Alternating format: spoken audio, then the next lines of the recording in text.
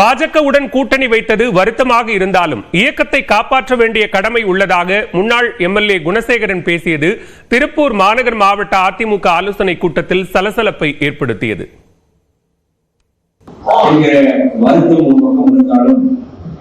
இயக்கத்தை காப்பாற்ற வேண்டிய சூழ்நிலை நம் அனைவருக்கும் இருக்கிறது என்பதை நீங்கள் அனைவரும் நினைத்து பார்க்க வேண்டும்.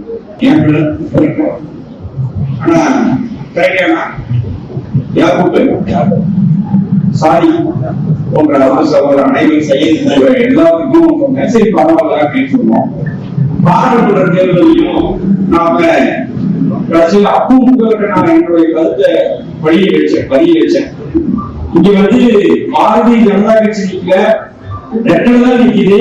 நீங்க ரெட்டை ஓட்டு போடுங்க, தாமரை ஓட்டு போடுங்கன்னா கூட உங்களுக்கு ஒரு வருத்தம் வரலாம். நீங்க ரெட்டை ஓட்டு போடுங்க உங்களுக்கு எவ்வளவு மன்றாடி கேட்டேன். அப்ப கேட்கிறப்பவும் நீங்க அதையெல்லாம் ஏற்றுக்கொண்டு என்ன இருக்கு சப்ஜெக்ட் மட்டும். பாஜகவுடன் அதிமுக கூட்டணி அமைத்தது வருத்தம் என்று மாநகராட்சி மாமன்ற எதிர்க்கட்சி கொறடா கண்ணப்பன் தழுதழுக்க பேசினார்.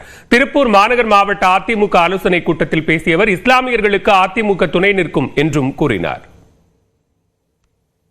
நீங்க சில கோயில் போயிட்டு கட்சி ஆரம்பம் கட்சி 4ஆம் 5ஆம் வாரம் துண்டு துண்டா பிரிச்சிருப்பாங்க. இஸ்லாமிய சகோதரர்கள் சொல்றாங்க அந்த இயக்கத்தை காப்பாற்ற வேண்டும். எடப்பாடி காப்பாற்றுகிறார்.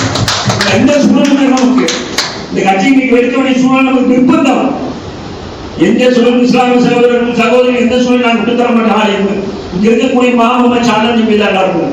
கட்சியில் எந்த வேற்றுமையுமே நமக்குள்ள நீ காத்தாளர் எங்களோட அவைத்தலைவர்கள் கூப்பிட்டு பேசும்போது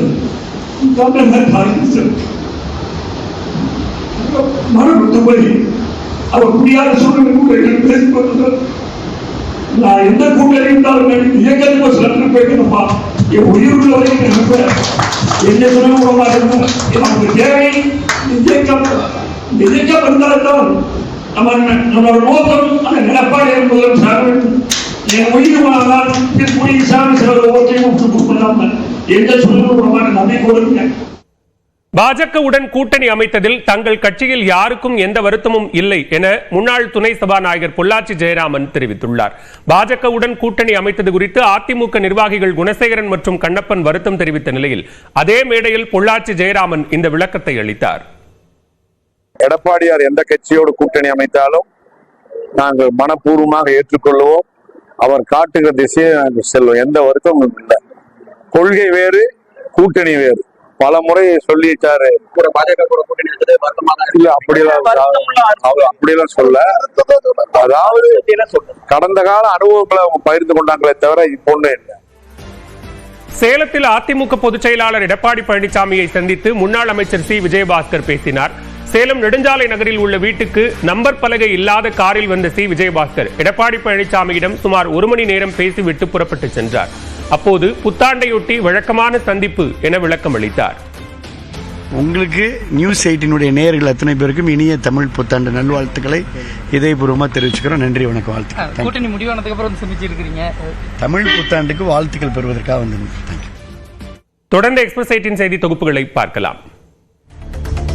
திருவாரூர் மாவட்டம் அருள்மிகு ஸ்ரீ அங்காள பரமேஸ்வரி அம்மன் ஆலயத்தில் காவடி பால்குடம் ஏந்தி பக்தர்கள் வழிபாடு செய்தனர். ஆலயத்தின் 18ஆம் ஆண்டு சித்திரை திருவிழாவை ஒட்டி அங்காளம்மனுக்கு அபிஷேகம் செய்து பக்தர்கள் நேர்த்திக்கடன் செலுத்தினர்.